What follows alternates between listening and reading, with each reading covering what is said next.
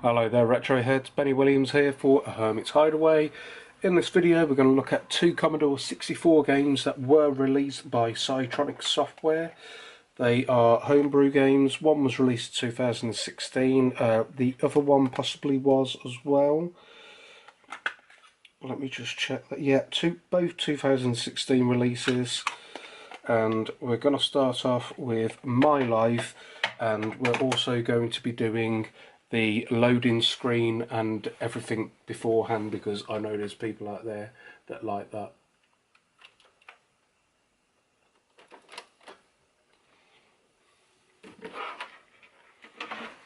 So this is going to be played on original hardware on the Commodore 64 on a CRTV, which is why you're seeing that sort of vertical black shadow that goes across the screen every now and then.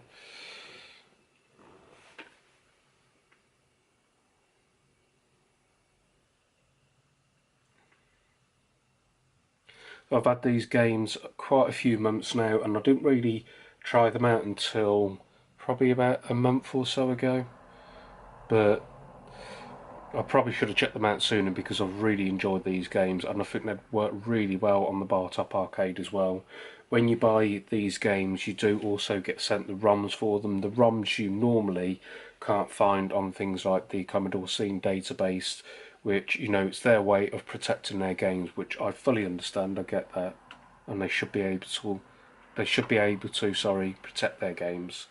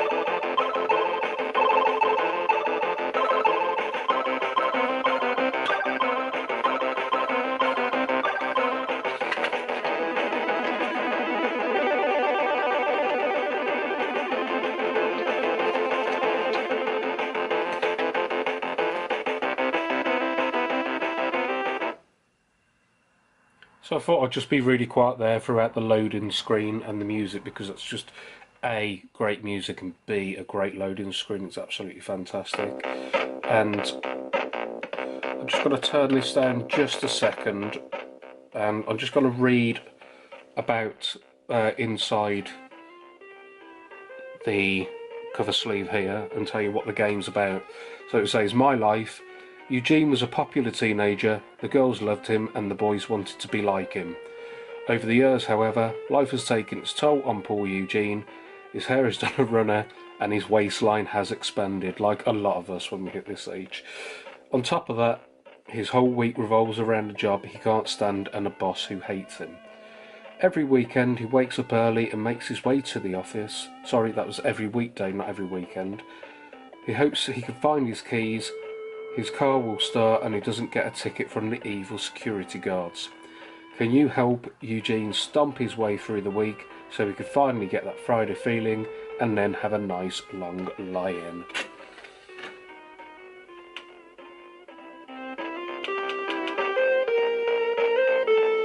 So yeah, as you can see again at the bottom there, it's telling you it's a 2016 game.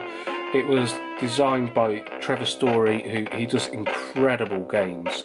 Some of the stuff he's working on at the moment is just phenomenal, and they're just hardware pushers. Soulcross is involved in this as well. He's another great coder and programmer. So let's press start and get stuck into it. So we're on Monday, and obviously the point is you've got these enemies on every level that come around chasing after you, and you've got to go and stamp out all this stuff here. I've just been frozen by the music there.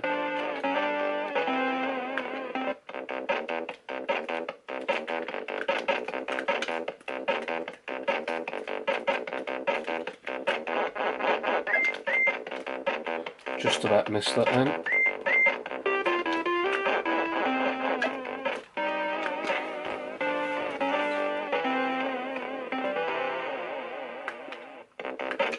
It's not going well so far, guys.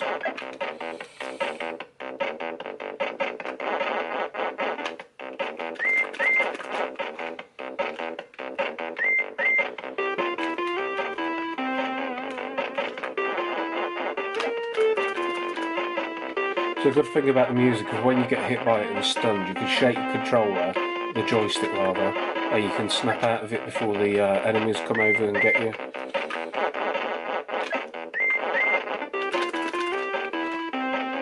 You see, I've just managed to get away just in time there.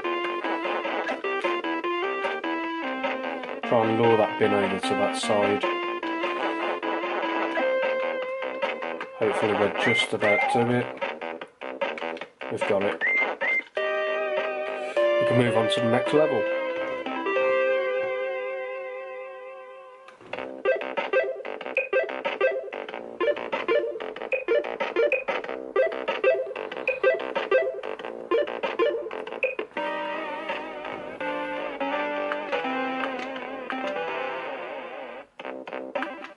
Let's have another go at that before we move on to the next game, and hopefully I'll do a bit better this time.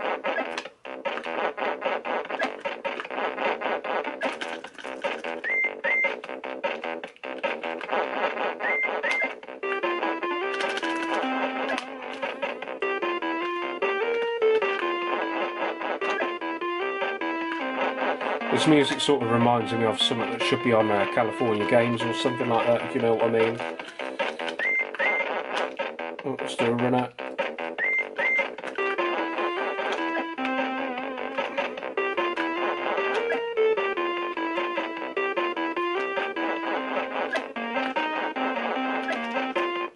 So from what I understand, this game is based on another game that's quite similar, called Mickey, I think it's called. So it's like a spiritual successor to it sort of thing, I think.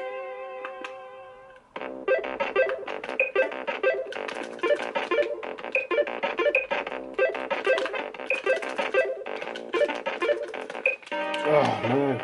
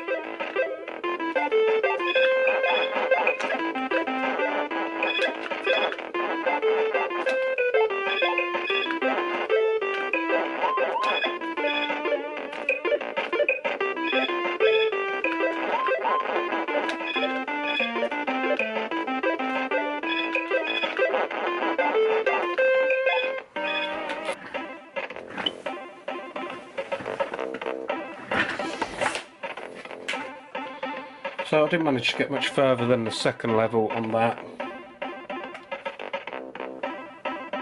So I'm going to stop the tape, reset, rewind before putting it back away.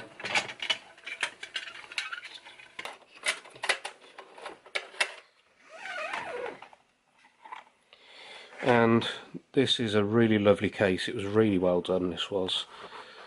So we can focus on that a second. And it's got some really nice graphic screen levels on the back of it just there too.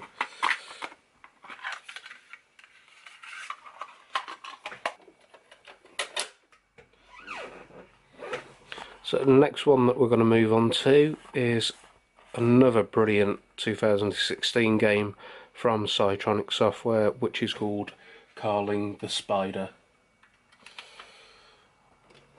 And again, same as the last time, we're going to run the tape and let the intro and the loading screen play as well, because like I said, I know there are people out there that like to see these. They like to watch loading screens and stuff like that, so, and I do myself as well. It's worth it, so why not?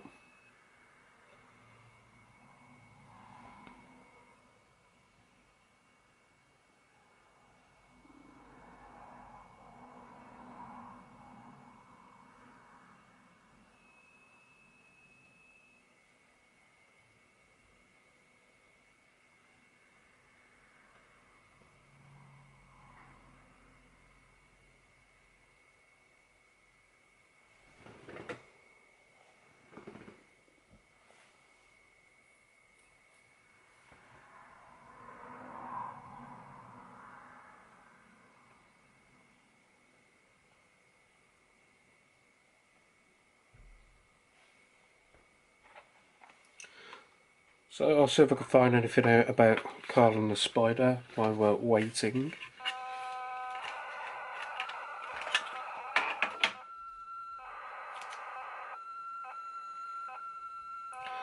So the game design, programming, art, music and sound effects were done by Joe Dixon.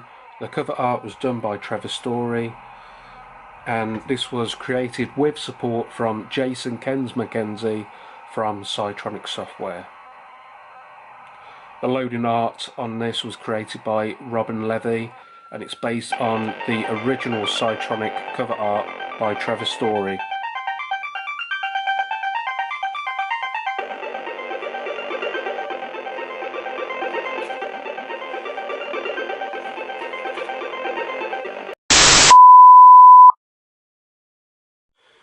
Earlier, while I was trying to load Carling the Spider, I ran into a couple of issues with it.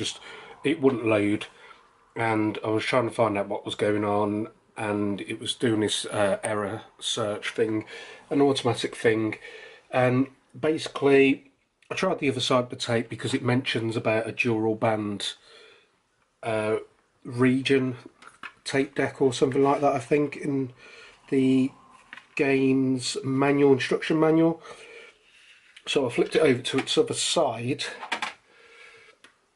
and it ran quicker and loaded perfectly. So it seems the other side I was trying to load earlier was NTSC. So this time it's the PAL side, and you should notice that this loads quite quickly compared to the NTSC version did.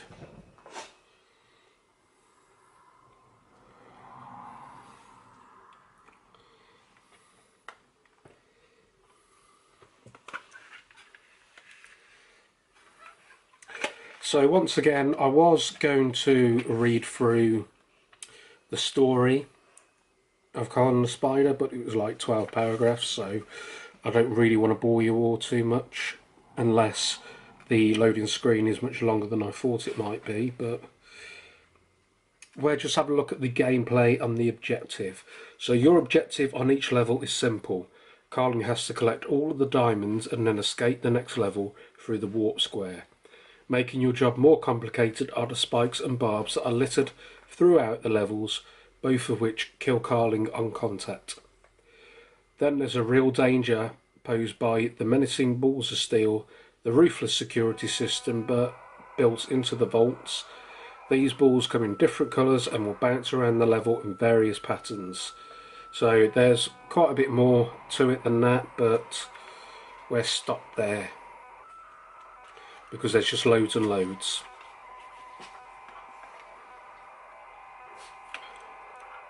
Turn the volume back up.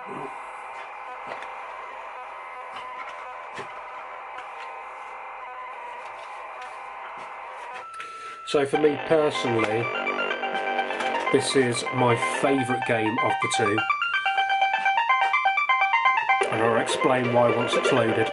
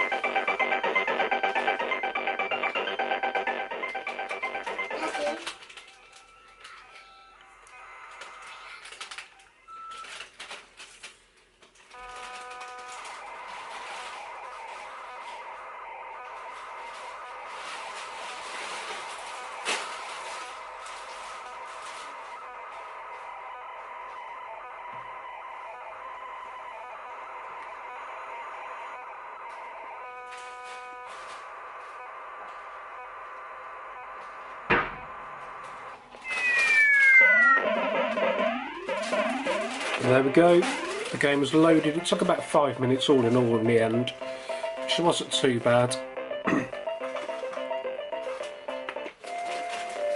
So we're going to start off, as you can see right here in the right hand corner, this tiny little sprite here is Carlin the Spider. It's a really small sprite. There's some diamonds on every level which you've got to go ahead and collect, and there's obviously moving like diamond looking things there which you need to avoid. So you just move around. I describe it as a maze platformer. And it has got awesome music on it, as you can hear.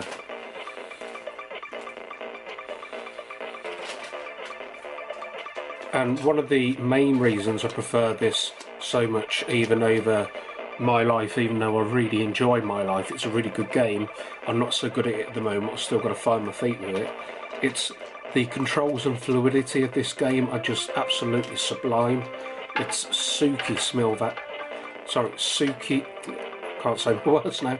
It is silky smooth action, and it's absolutely brilliant. So how the levels operate here is they, instead of being numbered, they go from A to, I believe, A to Z. I haven't got to Z quite yet, and then you can change the difficulty of the levels, so it's got that replay value, so it's a bit tougher each time you play it. It's a little bit tough trying to sit from the side while I'm trying to give the main view to the camera so you can see what's going on, and I'm playing it at a slight angle, but it is an absolutely fantastic game. It's brilliant. So earlier I was saying how this was a 2016 release game, but I've actually seen on a friend's post on Twitter that he got this game about a year ago in 2015, so did 2016. It must just be a re-release of the game, so it must have been a limited run, and then 2016 was another release of the games. So as you're going through, you can also collect fruit. There's bananas, apples. If you pick up the hearts, you get an extra life. So although it starts to get more and more challenging as you go in the game, it gives you plenty of chances to sort of keep going, or when you get up, until you can get up to certain levels anyway, where there's sort of more lives on offer.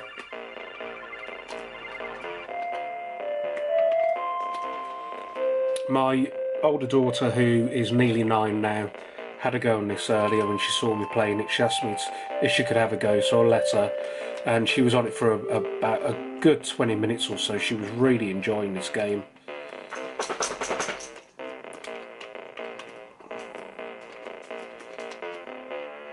So I'm just really happy for my daughter to start taking interest in the retro games, more so the Commodore 64 stuff, because this was my very first home computer that I had where I was able to play games.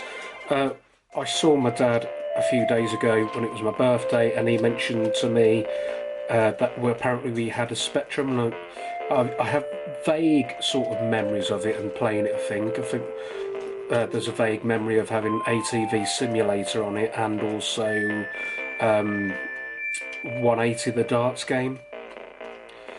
And I was asking him about that, and he seems to remember that, but I only have very vague memories of perhaps using that. So the Spectrum Plus 3 was quite possibly the very first home computer that I ever actually played, but the Commodore 64 was the very first one that I owned of my own.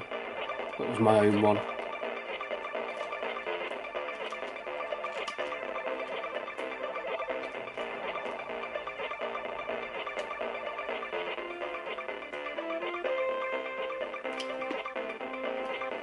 And as you can see, it starts developing and progressing more into more complex gameplay, and starts to get more challenging.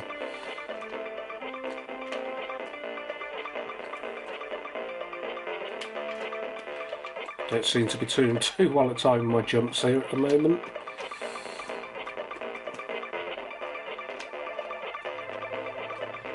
think it's because I'm filming this. Oh, come on. No, I could go that way. So there's a couple more extra lives over here, look. Just on the lips of those edges. So now I've got 11 lives and I've only died a couple of times now. And there's another one up in the right hand corner here. Oh, missed that.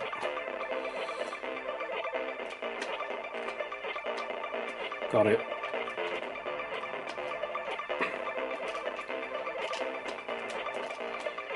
Oh, my own mistake there. The one thing I did notice with this is that the routes that your enemies take aren't the same every single time. It's a program pattern which they take, so over time you could get used to the way it's programmed for the enemy movement, and you could just get better and better and improve your score at the game and bump up the hardness as well, and you'll be able to do it no problem because you'll be used to the AI movement in the game.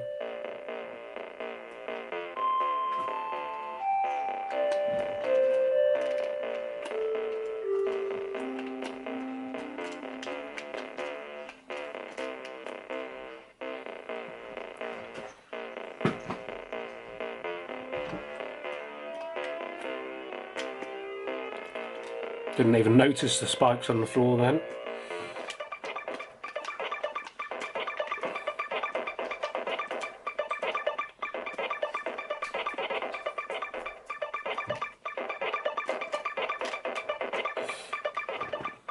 Again, it's hard to see at this angle. Another heart there, which I really need at the moment because I've still got a few, but I'm starting to sort of run a bit low on health now and hearts.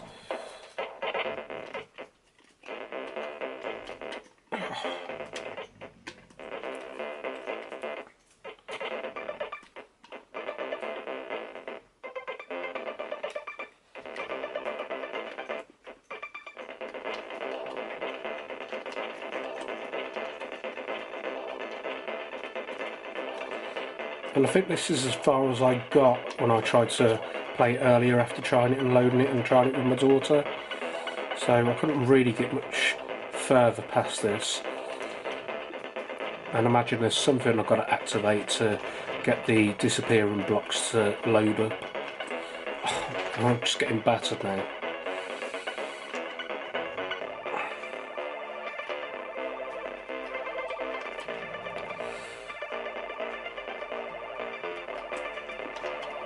I'll be lucky if I manage to finish this level at this rate.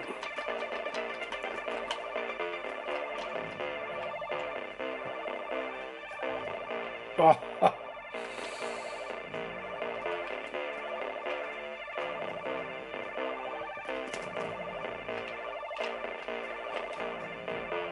Oh yeah, there was a little switch over to the right there. I don't know if that's... yeah, it's going to reset now. Great. Oh no. So at least I've got to show you what it looks like. It is an absolutely fantastic game. I love it. I will be getting some more C64 homebrew games from Psytronik software in the future.